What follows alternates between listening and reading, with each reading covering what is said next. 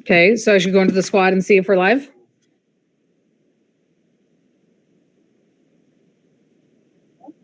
Hold on, let me go to direct success then. It's like amateur hour. That's what I'm saying. It's like amateur hour. Okay, I see us. We're live. I see us. All right, I'm going to tag. Let me see if I can.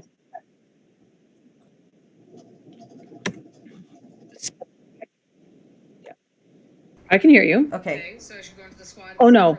No, hold on. Now I'm going to say something. Give me a sec. Hold on, let me go to direct success then. Okay, I think we're doing it. I think we did it.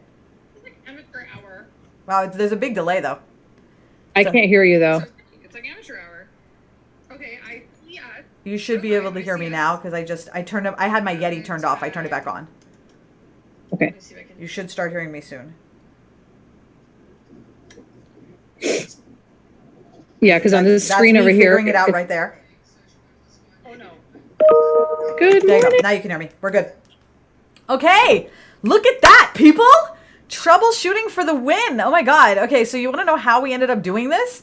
We ended up doing this in Zoom and then streaming it through Streamlabs. It is like absolutely crazy. Oh, I know it's totally backwards because we're doing it through Zoom now. But honestly, the way that this works is so much better. I may actually just use Zoom because like I know there's a little bit of a delay right now, but that's because I haven't had time to like fix anything.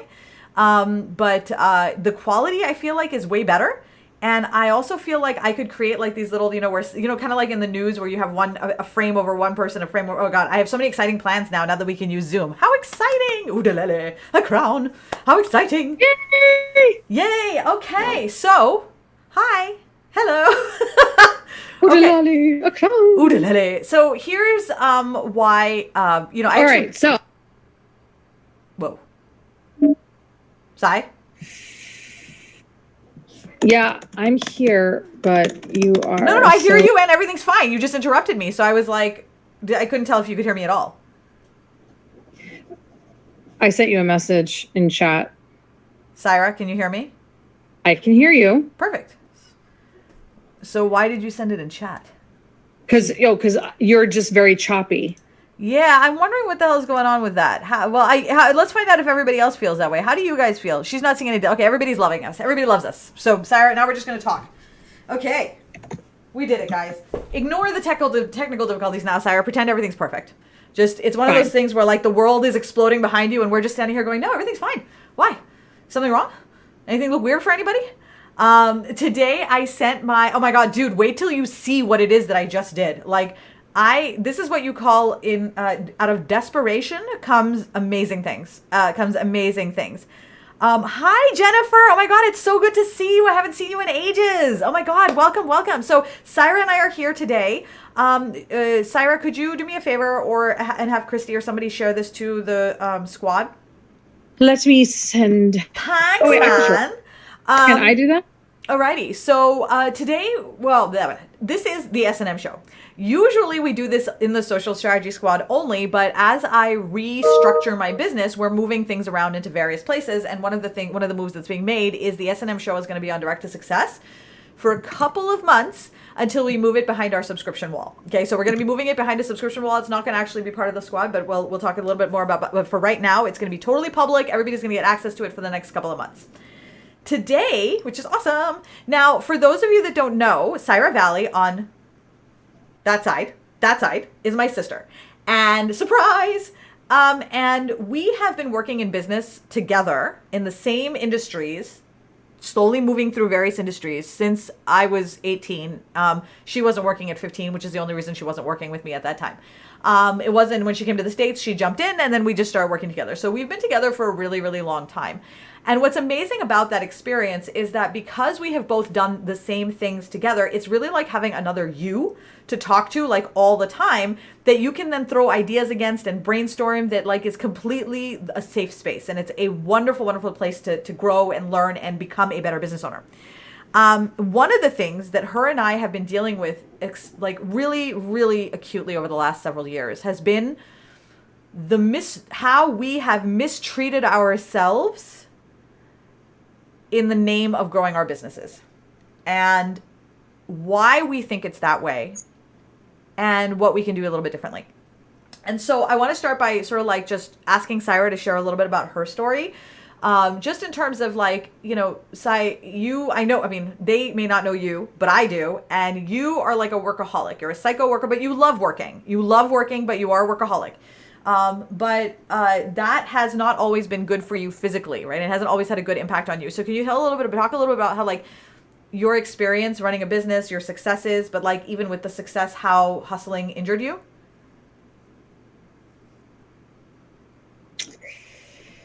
So I'll be honest with you. Sorry, there's a little bit of a delay here. So I just want to make sure that I'm not talking over you right now. Nope, it's fine. You're totally fine. When Perfect. I stop talking, you start talking, we're good. Okay. So, you know, when I used to work, I posted this on my personal profile yesterday, but like when I used to work in the hospitals, I was the person who was like there earliest. I left the latest. I worked so many hours. I worked from home. Like I was a workaholic, and I thought for sure that made me, you know, the star employee and like all this great stuff, right? I kind of imagined in my mind that this made me like the person that was most reliable and hardest working, you know, great pick for a promotion, all that stuff. And I remember my boss telling me, like when we were having a one-on-one, he said, you know, Saira, he's like, I will never say you're not a hard worker. You are. But what I will say is that working to this extent means you're a poor manager of your time, because you really should be able to get this stuff done in the hour, like 40 hours a week, less than that probably. So if you think that you're doing yourself a service by working this many hours and it's going to help you in your future, it's not, because what people see is that you can't manage your time. You don't have boundaries between work-life balance. And that eventually when you are in charge of other people, you're going to set a bad example for them, because they're going to follow your lead and they're going to think that this is what you expect of them. And of course I don't. Like I never expected my work, you know, 18-hour days, you know, 6 days a week. But he was like, doesn't matter what your words say, they're going to follow your lead. And it was a huge awakening for me, because it made me realize how important it was to prioritize work when it's time to work and prioritize play when it's time to play. And he would actually tell me when he would text me stuff like off schedule, he'd be like, please do not look at this. I'm only sending it to you because I don't want to forget. Do not work this weekend, right? This is for Monday morning. And he knew me well enough to know that my instinct would be to go right to work because, oh my God, he's messaging me. It has to be urgent. But he was like, if you work to this extent, all that's going to happen is you're going to burn yourself out and you're not going to be any good to yourself, your kids, or anybody else. So it was a really hard lesson for me to learn, but I think it was hugely eye-opening. I ended up leaving corporate America because I wanted to work less hours. I wanted to be home with my kids. And then ultimately what I found is that I actually worked so much that I made myself physically sick. Like I ended up in with a physician, and they did some tests on me, and they said, you know, we usually only see these kinds of lab results for cortisol in people who work in the CIA or for like NASA. She was like, these are not the kinds of cortisol levels we would expect to see in somebody who's a stay-at-home mom and works from home. She's like, so what is it that you're doing that is causing you this much stress? And you just don't think it's going to have a price.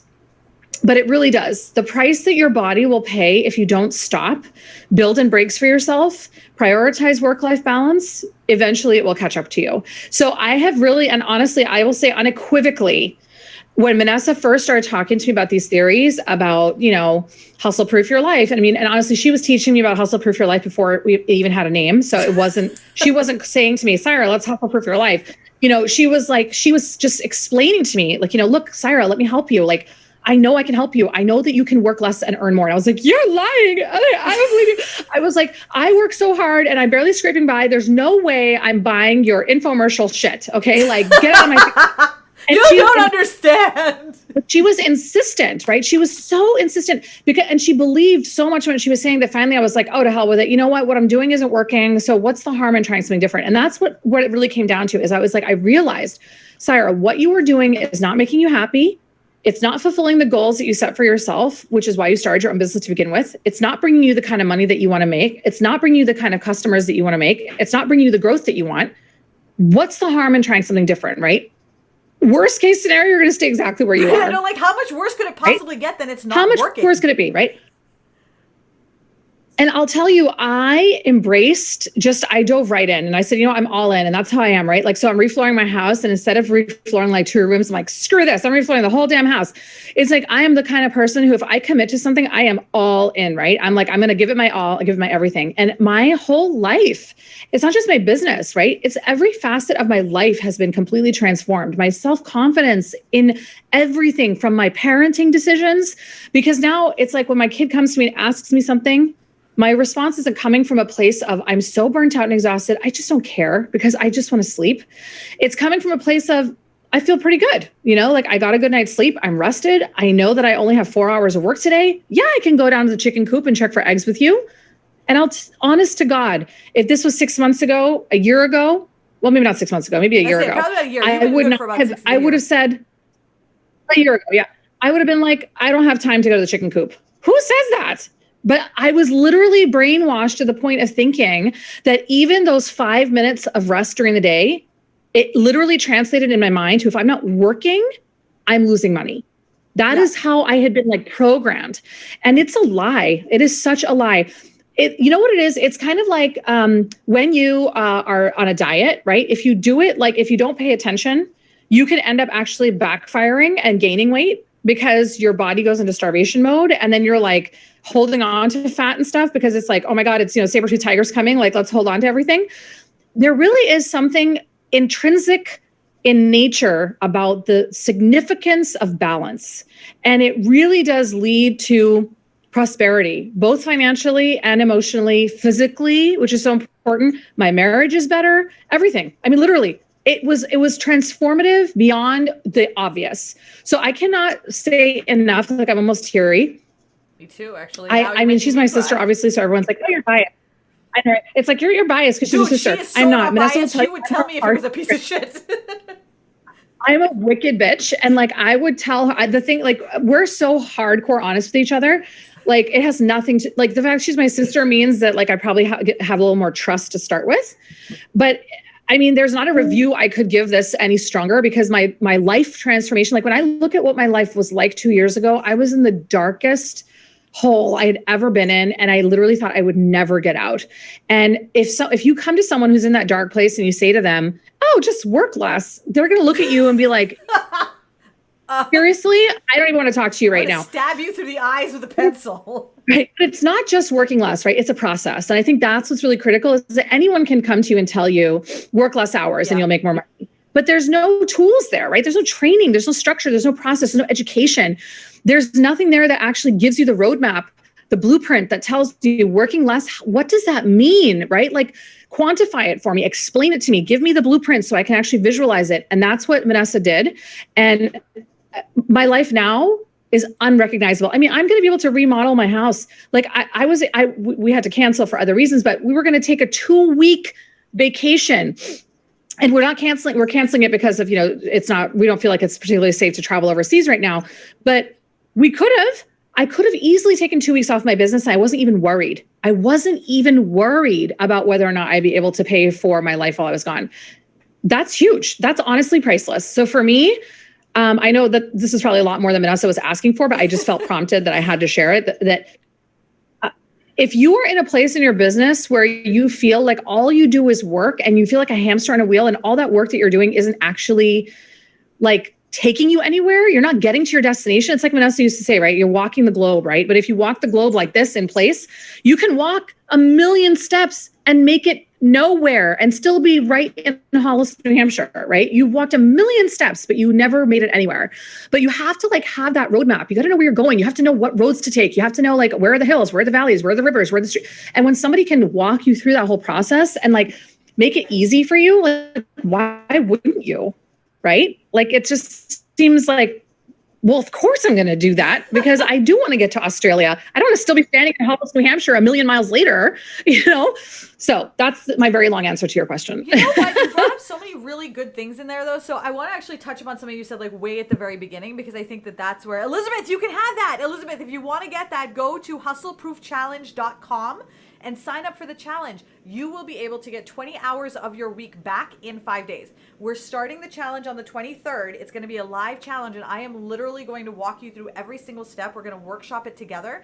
so that you get the maximum impact. Because like going back to what Saira was saying, the feeling that she had, I saw her and it broke my heart because I'm her older sister, and it hurt so much. Like, I mean, I know you can say, oh, she breaks my heart, but no, really, like, it did. And I tried so hard, and I actually, like, I couldn't even talk to her for a while because, like, I was trying to help her, and she wasn't in the right place to hear it, and so it hurt me so much that I had to take a step back. And then we've also had many conversations about, like, you know, I felt like I abandoned her and blah blah, the whole thing, but I had to do it because I knew that the place that she was in, she wasn't going to be able, she needed to be in a place where she was ready to say, I'm ready to make a change. And that place that she got to was, I give up, right? And honestly, that's when I made the change in my life as well.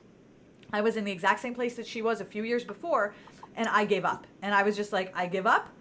I can't do this anymore. I started my own business so that I could have freedom. I don't have freedom. I feel like I am trapped in a cage smaller than my corporate America job. I feel like I have less freedom, less money, less security. I don't have any of, like, I know what I dreamt about, but I have none of those things. And I was like, I don't want to do this anymore. And then I thought to myself and I said, okay, wait a minute. I was like, all right, well, you know what? I've been doing this the way other people have been telling me to do this all along. And I've always thought that they were wrong. And I have told them that I thought they were wrong. And I've been told by them that I was wrong. And that went on for a very long time. And then I got to a point where I was like, okay, if I'm going to give up anyway, then I'm just going to do it my way, right? The way that I feel using my experience. Because, like, I come from a background of anthropology, sociology, community building, mental health, psychology, leadership. So, like, that's where I come from. So I had a vision in my mind of what, in this new world that we live in, what businesses look like, right? And I want to pause and I want to go back to something you said, Saira, right at the beginning. You said, and I wrote it down. I actually looked for a pen because I want to make sure I didn't forget. You said that you thought that the longer and harder that you worked, you were more awesome. So the more that you work, the more awesome you are. Yep. And I want to go back to that because where did you get that idea, right?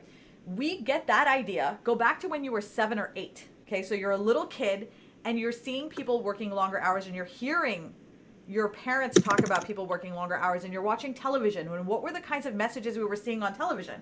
You'd see the people who work longer hours getting the promotions, doing really, really well. So we internalized this truth. And the truth that we internalized was the longer hours you work, the harder you work, the more success you see. And that made perfect sense in 1980, right? In 1986. Now, here we are in 2021 when we have a completely new set of tools, completely new way of looking at things. We no longer have cigarette ads. Okay, that's how much the world has changed now. We had cigarette ads back when you and I got that philosophy, right? But we don't have cigarette ads now because we've learned that cigarettes kill you. We've also learned that the way in which we had structured our businesses from the 80s, that's not the way you do it. But very rarely do we reflect This upon is not Donald Draper time, guys. Well, it's the thing, but we don't reflect upon these things unless someone comes and tells us to, right? Because it's worked for us for this long, so why would we make a change, right? And it's funny how often I say it's working just fine, and then when I really think about it, I realize, no, it's not. I'm miserable. I'm unhappy. Well, it's not. Yeah, no, it's not. Like when Saira and I were running our clothing business, we were making a lot of money. We were doing really, really well at making money. It's working fine. But then both of us ended up in the hospital. Right? So was it really working? No, it wasn't really working. At this point, we were killing ourselves, but we were telling ourselves a story based off of something that we read when we were 6 years old, something that our parents told us when we were 7. And now we have to challenge that. And that's the action that we're going to take in Hustle Proof Your Challenge, because what's really going to happen, Hustle Proof Your Life Challenge, what's really going to happen, and Saira, could you put the link of that for that in the thread if you don't mind? It's hustleproofyourlifechallenge.com, I believe. Once you examine it, hustleproofyourlifechallenge.com. Here's what I promise you about just if you just observe your life and start to really trust your gut. When you're in this challenge, what you're going to find is that the things that you learn, you're going to remember that at some point in your life, you questioned something and someone shut you down, right? You questioned whether you should be. Okay, here, let me. Sorry, I typed it in twice. It's not pulling up. Here you go. It's yeah. I have too many URLs. It's not your fault. Here we go. It's really. I'm annoyed with how many URLs I have, but I'm like, I'm trying, dude. I'm trying. I'm working it out. This is my first launch for this kind of thing, so I'm like, I'll figure it out as I go. And that's the other thing, right? So let's talk about truths and lies, right? The truth that we have been told is that everything has to be perfect. We believe that everything has to be perfect before you launch it. My philosophy is do the best you can and then launch it. And then you'll learn, and then you launch it again, and it's better, and you make more money. And then you learn, and you do it again, and you launch it again, and you learn more money. And the same thing holds true for you. Alrighty, will this challenge, Marla is asking, will this challenge be in the squad or somewhere else? I'm so glad you asked that, Marla. So Marla, this is a separate challenge from the squad. It is not included as part of your squad membership. If you would like to sign up for it, you're going to need to click on the link. How much, oh gosh, hold on. I would actually go with hustleproofchallenge.com to simply sign up for it. But if you want to see how much time you could save, you can go to howmuchtimewillisave.com. The link is in the description for this one. That one I remember to put in. And you click on that, it'll take you through a quiz that will then tell you how much time you'll save by going through this challenge. You could save about 5 to 7 hours. You could save about 10 hours, or you could save about 20 hours. So you will be able to get time back no matter what it is. Most of my clients, people who are my target audience, so you guys and anyone who is like you, most of you guys are going to come in at the 20 to 7 to 10 hours range. Very, very few people who take this quiz are going to come into the 5 to 7 hours range unless they've already done the challenge. When you do the challenge, you'll come back because you can still always do something to save more time. But, and that is like the lowest that you can get. So there is no like, you can't save any time, because the truth is we could always. Yeah, right. Time. Everybody can save time. Can save time. Okay. Alrighty, worst feeling. I told that all my life. Yeah, exactly. People tell you these things and we believe them, right? So I believed that if I worked harder and longer, and forget about like me feeling like I was oppressed by it. Like Saira was saying, I felt like a badass. Like I'm like, look at me working so hard. And you know what's even worse is that challenges. So like Saira, I get on the phone with Saira, right? I'm like, hey, oh my God, I worked so long. And then Saira looks at on the phone and she tells me, she's like, well, I worked until 3 a.m. And then Alicia says, well, I was up until 1 a.m. And it starts to become, how many of you have done this? Because I know you have. I want to hear from you. How many of you have played that game where you're like, I'm the busiest? I'm the busiest. I work till 3 a.m. Oh my God, well, I woke up until this. And then, oh my God, well, everybody's trying to win the busy game, right? Why are we trying to win the busy game? Because we want to say, look how hard I've worked. I'm proving to you how much my business matters to me. That doesn't prove shit about how much your business matters to you. All it does is prove that you're willing to break your back to do stuff. That's it. It's not even stuff for your business. You're just doing stuff. Because a lot of times the things that you're doing in your business when you are overwhelmed like that will actually end up hurting your business. So now 2 years down the line, you're struggling. You can't do it. Actually, you know what? Let's talk about one of them. One of them is a really big one. One of the biggest things that I've found in terms of that's been a problem in terms of how I feel about my life is my to-do list. When my to-do list starts getting too long, like how many of you have been through this? Okay, so you're like, okay, I gotta get my life in order. Okay, this is how it goes for me every time. I have to know if this is how it works for you, right? So I'm gonna get my life in order. Okay, so I sit down and I start writing my list. And as I write it, the first 3 I write, I'm like, okay, I got this. Okay, writing. When I get to like 10, I'm like, all right, I feel like I've got progress stuff that I can do. I'm gonna make progress in my business. Then I get down to 30 and I'm like, oh my God, I have so much stuff to do. And then like there is this point at which the list is no longer an exciting list of things you're going to do. Now it's just like this, oh my God, I'm never going to be able to get all this done. Like this list goes on and you're like, you think to yourself, I think I'm just going to stop making it. Like I'll just stop here. I think I have. Yeah, right. Yeah. Who here uses, Saira, do you use a to-do list? No. Yeah, I didn't. My mom used to put her, and here's how I learned how to do it, right? My mom used to put her to-do lists on receipts and things like that, like little letter papers. Or the back of an envelope. I actually have that an envelope of hers with her list on it still. That's where she'd make her lists. And I learned how to do that from my mom. So when somebody tells me stop making to-do lists, you know what I hear internally, emotionally? Your mother is wrong. Your mother was stupid. What she taught you was really dumb. That's another reason why a lot of us don't like making changes, because we feel when we're told to make a change or when something's changed, we feel like we've been doing it wrong all these years, or we're dumb, or we're stupid.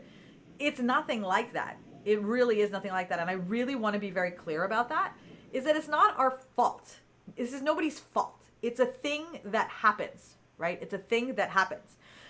So Saira, you helped me put together some of this, the Hustle Proof Your Life Challenge. You went through all these things. What would you say in terms of, I know that this was a really big one. Oh, Didi has too many to-do lists. Dude, you only need 3. You only need 3. Saira, tell them about the no scripts. Well, so this was something that actually Minessa and I came up with, like accidentally, but it was, there's so many things in life, right? Where you're put in a position where you have to answer a question or schedule an appointment or, help a client who maybe isn't your ideal client, and you're stuck, or returns, right? Like that's a big one for me in my industry is customer returns.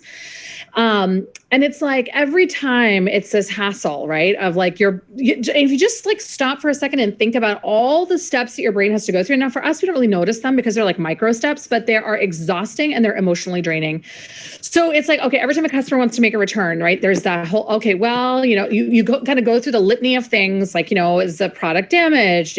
What's the issue, right? All these things. And then finally it was like, you know what? I'm going to have a document that has like my standard responses for any of these returns, right? So I wrote it up and it said, if your item is damaged, right, these are the steps. If your item didn't fit, these are the steps, right? So I just wrote it all out. And then guess what? I don't ever have to answer that question again. When somebody asks me if it's a short answer, I actually use text replacement, and I have shortcuts. Like for some of the things, like if someone's asking, oh, how do I sign up for your text alerts? Oh, guess what? I literally type in this TXT. When I type into my phone, TXT space, it automatically fills in, oh, thanks. Here's exactly how you sign up for text alerts. I just saved wow, that's so even easy. Can you do a video showing us how to do that? So dumb. Oh yeah, totally.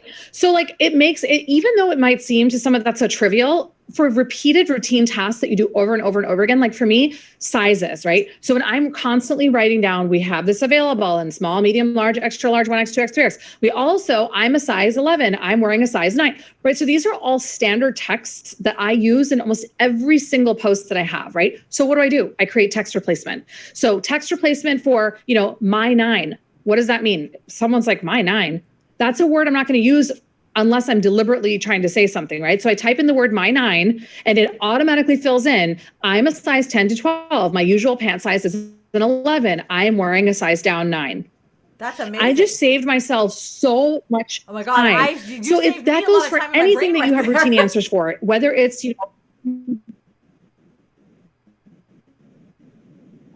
if you know what your return policy is, right? When your customers ask, you don't have to type it out every time. Have it pre-written so you can send it right away, and it saves you a ton of aggravation. Canceled invoices, somebody who doesn't pay their invoices, an appointment that you can't make because let's say you're like, this is the right fit for me, right? All of these things that you find, like what I did is I sat down and I said, oh, what are all of the things that I feel like I answer over and over and over again? And I probably came up with a list of about 10 things. Then I said, okay, well, what are the things that I type over and over again for my own business, whether it's sizes or fit information? What shortcuts can I make for that? So making those lists, right? Then you can come up with, Minessa calls them no scripts, but for me, it's also no scripts and work scripts, because I can also really streamline other activities in my business that I do repeatedly. And I probably save myself, like when I'm posting every night, I think I've saved myself, I'm not even kidding, 45 minutes of posting time. Because if I'm posting, because if I'm posting 15 styles every day, 7 hours a week. The amount of time I would spend typing out all of these things, my sizes, the size that I was wearing, fit information for the jeans, right? All of those things, it adds up over time. It's only like a minute here, a minute there, but over the course of an entire day, each of those scripts was a minute. Over 15 posts, you do the math. All of a sudden you're saving like 35 to 40 minutes. It's unbelievable. So true. These things, automations, right? Minessa's going to talk to you about this. Automation.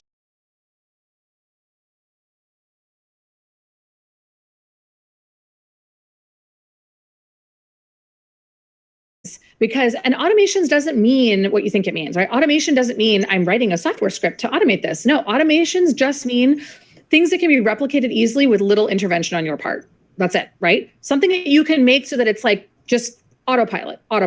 Oh, our screen went blank. No, it's temporary. We're back now. We're good. So that's the one very powerful tool. Minessa, like I said, it's no scripts, but it's also, we'll probably expand on that as you're hearing the training, that it's not just about no scripts. It's about work scripts. It's about having automation in your life where you can, and again, once you learn this philosophy, you can apply it. You'll start to see opportunities for automation all over the place. So true. In your work life, your home life, everywhere. Saves. I mean, honestly, I have so much time now. Little bits of time, and that's the key, right? We try to save times in big blocks, right? So it's like, I need to save time, so I'm going to time block. I'm going to do this. I'm going to organize. And that's great and that's fine, but usually that never works. Like if it worked, then we would all still be in that space where we're like, oh, look at us and our time block days, and they work perfectly. That doesn't work, right? The thing that you're gonna learn in the challenge, which is if you want to learn how much time you'll save, you can go to how much time will I save? It's hustleproofchallenge.com. Hustleproofchallenge.com. Sorry, I have a lot of URLs. Go to hustleproofchallenge.com. But these are small changes, so you don't notice them as much. And because they're so small and you don't notice them, you find that the time comes back to you and you're like, whoa, it almost seems like magic, because these aren't the big life. You're not trying to change your whole life. You're just trying to change your approach, right? So it's like Saira said, like, because you can use the same tools that you use now. I'm not going to say here, you don't have to stop using your planner, stop using Notion, stop using your guide, your book, or your Google Calendar, whatever. You can use literally with this system. You can use anything that you want in terms of how you're keeping track. I have suggestions for you, of course, if you don't have one. But like if you have something you're comfortable with, stick with it. But it will show you how to approach doing that, because going back to our childhood, right? How do we learn what to do? Your mother said, okay, this is how you tie a shoelace. And she literally grabbed the shoelace and she this, and did the bunny ears and like showed you every little step. And that's how you learned how to tie a shoelace. These days, when somebody tells you, hey, find more time. Hey, you're busy. Just work less. Where is the shoelace instruction, right? Where is the instruction that shows you make the little bunny ear, make another little bunny ear? Because these are not things that are built in and intuitive. Like this isn't something that's like, oh, I was born, sprung fully forth from the womb with this knowledge. This is something that we have to learn and evolve and develop, right? And unlearn. Go ahead. And unlearn. Oh my God, there's so much we have to unlearn too. Oh my God, we have to unlearn, because we have to unlearn all that shit we learned when we were kids, right? Like, so now you're unlearning this whole work all the time thing. And honestly, it makes sense. Think about this, right? When working late was a big thing, there were no computers. So people who worked late brought briefcases home. You could really only bring so much home, right? And oftentimes when you worked late, you were working for like a job outside where they pay you for that time, or you were getting paid a lot of money for that time, or you're trying to prove something for a promotion. These are infrastructures that were built in the, like Saira said, the Don Draper time. And let me take this even to a crazier time, okay? Who taught us? We talked about this yesterday, right? Who taught us how to work? Yeah. Our parents, okay? Who taught your parents? Their parents. When were their parents born? Their parents were likely born in the 19th century. Pause for shock. They were literally born before electricity. They were born when there were horse and buggies. My grandparents lived in a village in the outskirts of in India called Bhiwandi. They had no, like, I remember them telling me they had like one car that would like drive like when the cars came, they were like super, like, those lessons. Now some of them are great and we've kept them, but some of them are shit and we've kept those too. And the whole purpose of the Hustle Proof Your Life Challenge is to help you get rid of all of that junk that we brought back with us from the 19th century, because we don't really need it. We don't really need to churn our own butter anymore, right? And so this is a way to show you how to do that.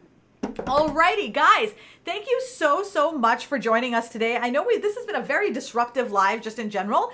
I love that you guys hung out with us. I hope that watching, so what I wanted you to get out of this was a couple things. One is, I wanted you to see, this isn't how it intentionally happened, but it did, how technology can be a problem, but that it's okay. You can keep moving forward. There's no need to be stressful. Some people are still here.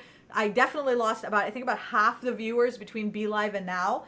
That's okay. It's fine, because it's all part of a bigger process that you're building to make money. I know that my one live is not going to be a representative example of how much I'm going to succeed over the course of my lifetime. It's just one live. Okay. So I wanted to show you exactly what it's like behind the scenes when you are doing a launch, running a business. The second thing that I wanted you guys to get out of this was the understanding that if you are overwhelmed and feeling exhausted and like your business has taken over your entire life, I wanted you to know that it doesn't have to be that way. Just because that's how it is now doesn't mean that's how it always has to be.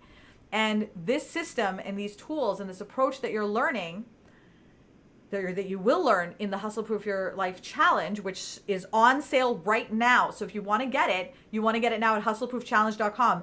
This challenge will end. The sale part will end on the 23rd, and it will not open again for another 6 months. So if you don't get in right now, you will not have access to this particular training, live training, until for at least another 6 months. Okay, so that's something to keep in mind, is if you are planning on making a change in your life, now is the time to make it. And there really is no better time like the present, because I'll be really honest with you, by the end of this week, I guarantee you, you're going to be saying, I feel like I'm not working enough. And that is the best feeling ever, because then the only thing you need to deal with is how to navigate being cool with not working that much, right? Because that really was the hardest part, is being like, I feel like I should be working. And you're like, all right, well, right? Yeah, okay, so that's what we're going to do. All right, so guys, you want to change your life. I know you do. Go to hustleproofchallenge.com, hustleproofchallenge.com, and I'll see you in the challenge. Have a great